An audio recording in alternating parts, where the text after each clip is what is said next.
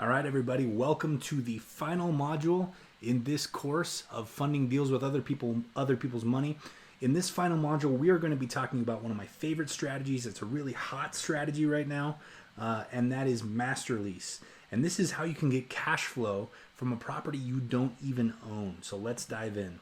Now, just like with always, we need to cover our disclosure real quick. I am not a licensed attorney, accountant, financial advisor, broker, agent, or any other licensed individual.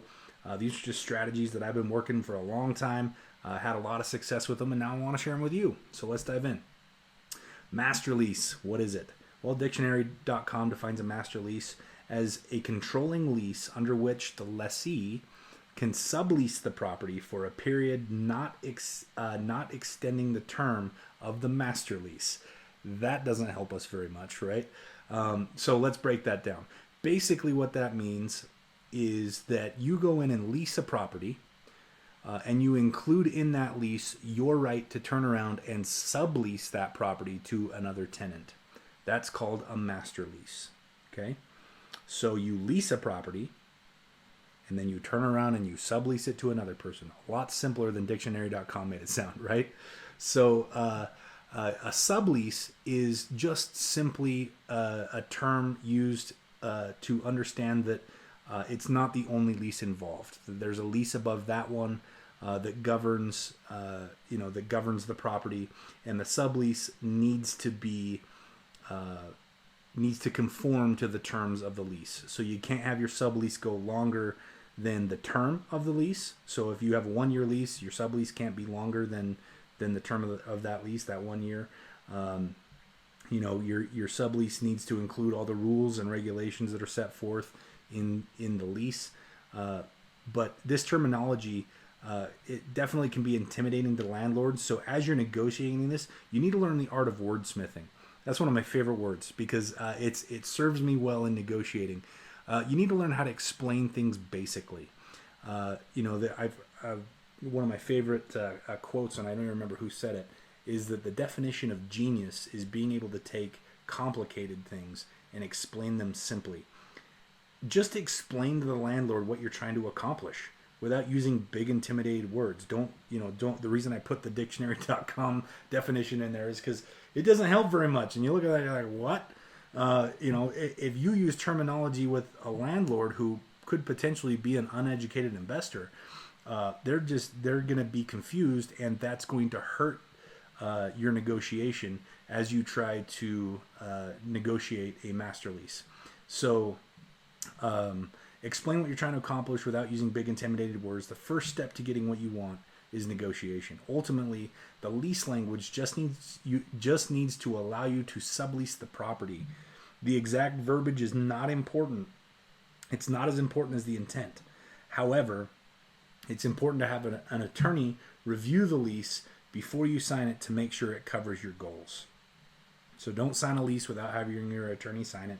You want to make sure that you're going to be allowed to execute your strategy, because if you find yourself signing a lease and then you're unable to execute the strategy, you now have a lease that you have to pay for every month for a year or for 2 years or 6 months or whatever the term is, where you can't turn around and make income on it. So you're stuck with a property that you have to pay for that is just going to hurt you in the long run. So be careful of that. Now, let's move on to the next slide. So what is it used for? Well, as an investor, the main purpose of a master lease is to allow you to sublease to another tenant for a monthly profit or cash flow. The long-term subleases are an okay strategy, but will require you to get a significant discount on your lease rate to make sure that the cash flow is worthwhile. So, if the market value on a specific property is $1,000 a month, you're probably going to need to get it significantly lower than that, down to, $750, $700 a month, in order for you to turn around and lease it out at $1,000 a month. And that just doesn't happen all that often. So, in my opinion, the best use of a master lease is a nightly rental strategy. This allows you to charge higher rent rates, which converts into more cash. Now, when I talk about nightly rentals, what I'm referring to is the platforms like Airbnb and VRBO. You can charge a whole lot more on a nightly rate than you can on a monthly rate. And it works a lot like pizza, right? If you're going to buy a pizza, a whole pizza might cost you $5. If you were to turn around and sell that pizza, you might be able to sell it for $6. Your profit's $1, right? Not great. But if you buy a pizza for $5 and turn around and sell it by the slice, and you sell each slice for $2, and there's 10 slices in the pizza, then your profit is $15. So it's this idea of buying in bulk and turn around and selling individual units. Vending machines work the same way. You buy a case of soda, it might cost you $5, right? And you got 12 cans in the case. So if you turn around and sell that case, you might be able to sell it for $6. But if you put those individual cans in a vending machine, you can charge 75 cents. You can charge, I've seen some vending machines charge $1 for a can of soda or more. If you're in an amusement park or a theme park or something like that, at that point, you're making a profit by taking something you bought in bulk and dividing it out into smaller slices. Real estate works the same way. So if you rent something on a 2-year lease, you're going to get a discount for the long-term commitment. You can turn around and put that on something like Airbnb or VRBO and lease it out at a much higher rate for a much higher cash flow.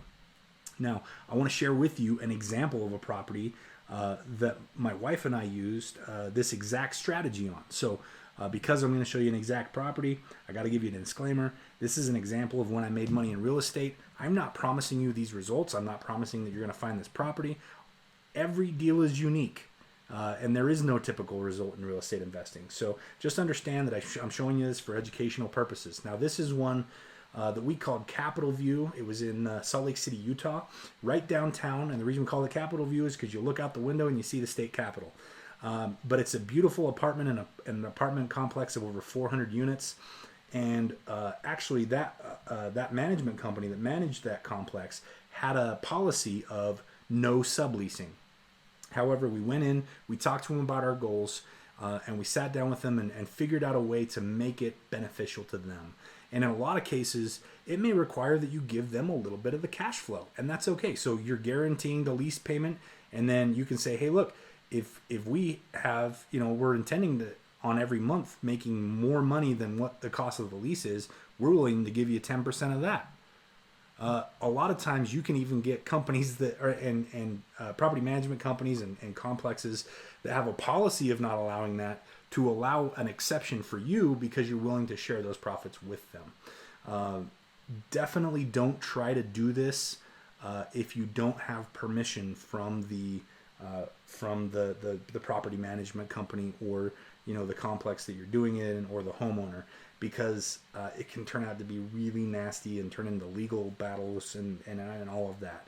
The only way to be a real estate investor and invest at scale and scale your business to where it's building you real wealth is to do things right.